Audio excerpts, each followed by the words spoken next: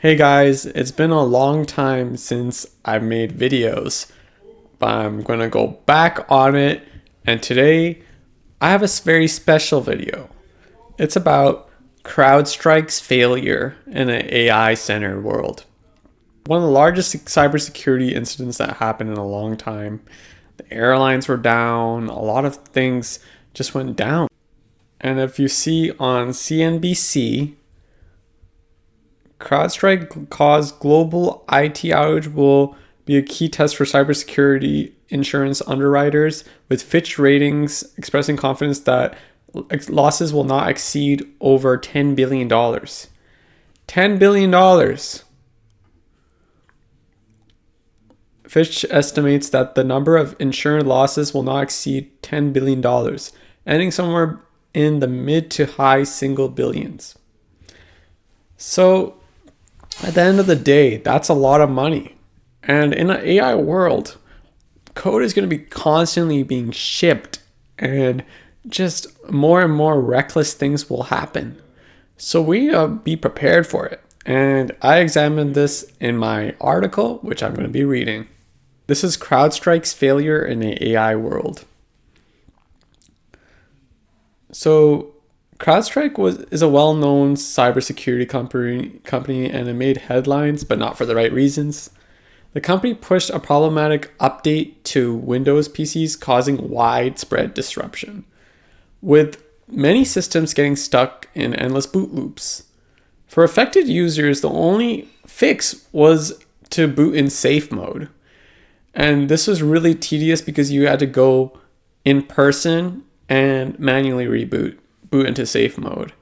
And I was talking to a buddy in Dreamforce area, and he was talking about his friend was managing a data center, and they were using CrowdStrike. And for every single machine that was in that data center, they had to go and reboot it. And the solution that they did was they hired a bunch of from college age people who were near by tech college, and they paid them handsomely to just go through each computer and reboot the computer. And they got it done within a couple of days, but not everyone has an army of college age tech workers ready to do that type of work. So that's why it cost so much money, and so many systems were down for such a long period of time. And there was like a widespread impact from airlines. Like a lot of airlines I saw in India, they had to handwrite actual boarding pass, which is unheard of. But isn't that amazing? Going back in 2024, having the boarding passes handwritten. The crisis extended beyond air travel, affecting critical infrastructure across healthcare, emergency response systems, payment networks. And yeah, Fortune 500 was $5.4 billion. So the risk of AI generated code and rapid deployment. So as a disclaimer, CrowdStrike, we don't know their processes internally for releasing code and how they're using AI generated tools. But as AI generated code starts to get shipped to production, these issues will become more and more of a problem. How do we test it effectively? How do we use AI in the testing process before things go south and we get another issue like this? When companies rely on AI generated code or more automations, even minor issues can scale into significant disruptions. As CrowdStrike's situation shows, a single faulty update can lead to large-scale real-world consequences. And in an AI world where AI is supposed to do everything, we humans are forced to reboot these computers that we rely on so much for everything. And if things go wrong, billions of dollars are lost. Back in my day, we didn't have computers, we didn't even need to use computers, so money was not lost. But now we have such a big reliance on these systems. And despite the convenience AI offers, physical intervention is often necessary. So we got Vincent Filibuster. So let me just pull up that post. So this guy posted this: first day at CrowdStrike, pushed a little update, taking the afternoon off. This is clearly a comedic gesture. It's just trying to have some fun. He's just a dude, and you can see that in this sign, he has such a small hand in this. So it's clearly photoshopped, right? Wrong. There's like a bunch of people who thought this is real, and it caused a lot of consequences as well. And a lot of people are just super easy to fool. So this is also showing how deep fakes and things like of that nature are a big issue.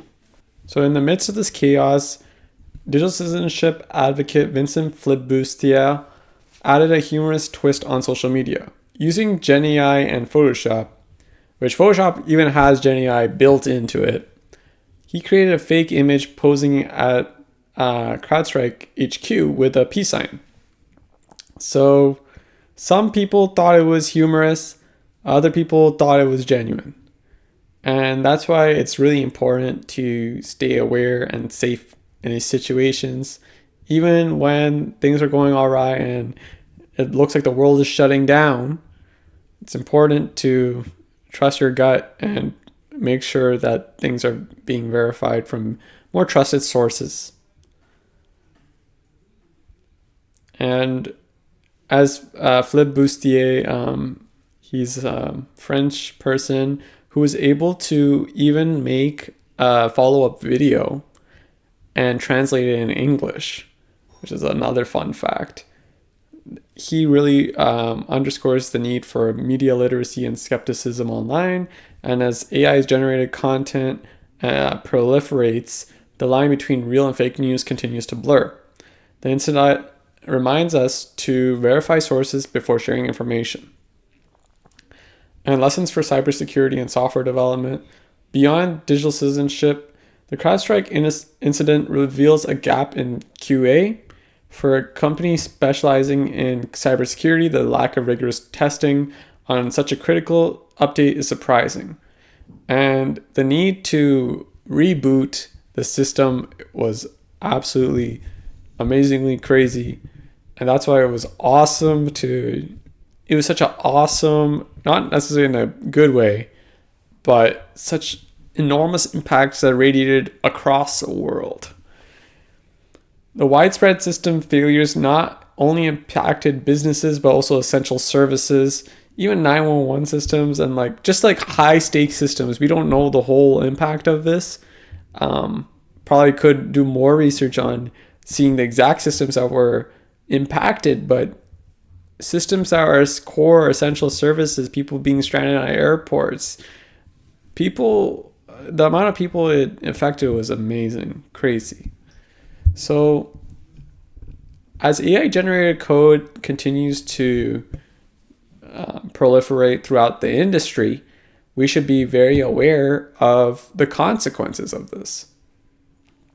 So as AI generated content and code proliferates throughout our world, we should be mindful of this incident and reflect on it and think about how we can do our best to assure that nothing like this ever happens again. So this is Krish. See you in the next one.